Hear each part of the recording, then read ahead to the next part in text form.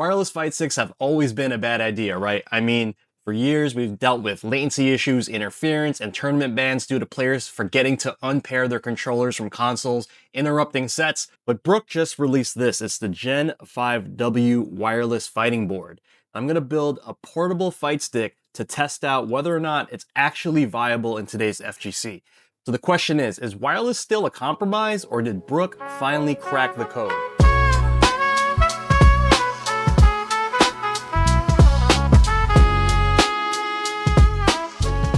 All right, let's get the basics out of the way. The Gen-5W supports PS5, PC, and Steam Deck. Just like other PCBs in the Gen 5 series, the Gen-5W offers ultra-low latency, RGB LED lighting support for an OLED screen. You could swap SOCD modes, and also has analog stick simulation. Now here's the catch. You need a battery for it to work wirelessly.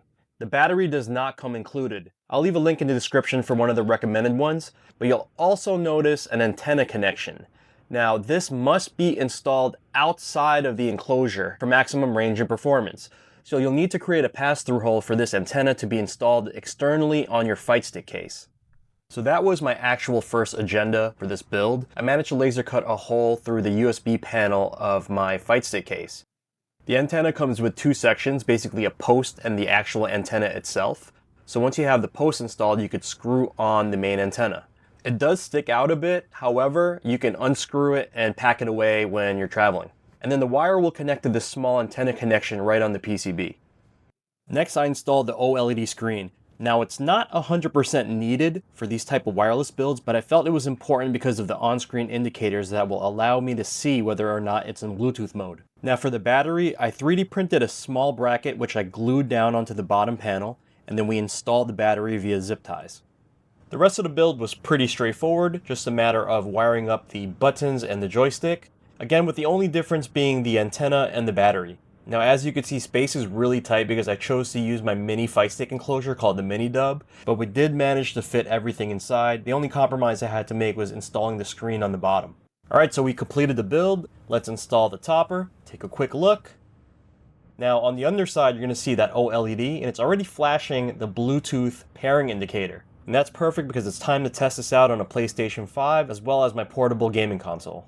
Pairing up the Gen-5W to your console is exactly the same as pairing a DualSense controller. When you press the PS or home key, your console will recognize it for the first time, add it to its memory, and from that point on, you'll only have to press that home key or PS key again to connect to the console. If you're going to use this controller on PlayStation 5, I would recommend the setting that allows the communication to use USB over Bluetooth while it's plugged in. This way you can have the best performance while plugged into USB, but still have the ability to use wireless mode when you unplug the cable. You'll also want to keep this in mind when competing offline, because some tournament organizers will leave the Bluetooth communication setting on. Similar to a DualSense controller, if you want to pair your Gen-5W to a PC, holding PS and share in tandem will activate pairing mode, which then will allow your PC to recognize it as a Bluetooth controller.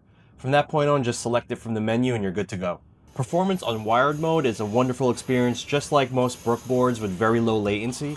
However, I did feel a little bit of lag when using it in both wireless modes on PS5 and on the PC. So I went ahead and set up a rudimentary test to actually test the difference between wired and wireless modes. Now, I don't know if you guys know this, but if you press the E key on VLC, you can advance one frame at a time. I have the video paused right when I press heavy kick, which means I just pressed it on the first frame that I seen it light up. Here on Street Fighter 6, we have training mode on with the inputs showing. Now I'm going to advance each frame until the heavy kick input show up right over here. So here we go. I'm going to press E and we're just going to count how many times until we see something light up over here. 1, 13. Oh, okay. Here we go. So right here, we're starting to see a graphic over here. That was 13 advances, okay? So 13 frames right there. USB-C is connected. I have the PlayStation set to only accept wired connections when plugged into USB. So we know it's 100% on wired mode. Also, you could see here on the screen, it no longer says Bluetooth. The wireless mode had 13 until we saw something. Let's see what the wired is. 1, 10. Okay, 10 right there. So that's a 3-frame difference that we just counted between the wireless mode and the wired mode. So my monitor runs at 120 Hz, fastest that you could go on the PS5. but the game still runs at 60 FPS. My phone recorded at 120 FPS. So that 3 frames that we saw, we do have to chop it in half. So basically the wired mode is 1.5 frames faster than the wireless mode, just based on this very, very rudimentary test. Now for the average gamer, 1.5 frames really doesn't mean much. For top players, professionals who have their muscle memory dialed in, it's something that you could feel. So what's my verdict on wireless fight sticks? Well, we all know how nice and convenient wireless is. For casual play, for practice, it's amazing. If you're on the couch, you could just kick back, not have to deal with a cable. And I'm definitely going to use this setup on the go with my handheld gaming PC. That all just totally makes sense. Now with that said, for competitive play, we still have to go wired. Unfortunately, wireless controllers are banned at offline events and tournaments due to pairing issues and interference. That's not going away. Now for the Gen 5W specifically, installation-wise, this isn't clearly plug and play. You definitely need some modding skills because you'll need to install the antenna, the battery, as well as that OLED so you can see the Bluetooth indicators. Also, you'll need an enclosure that could fit everything inside. Huge thank you to Brook for sending me this Gen 5W PCB to test out properly and install into my mini Fightstick build. If you're interested, I've got links in the description to check one out. Other than that, it's your boy jonyfraze, and I'll catch you guys in the next video. Peace.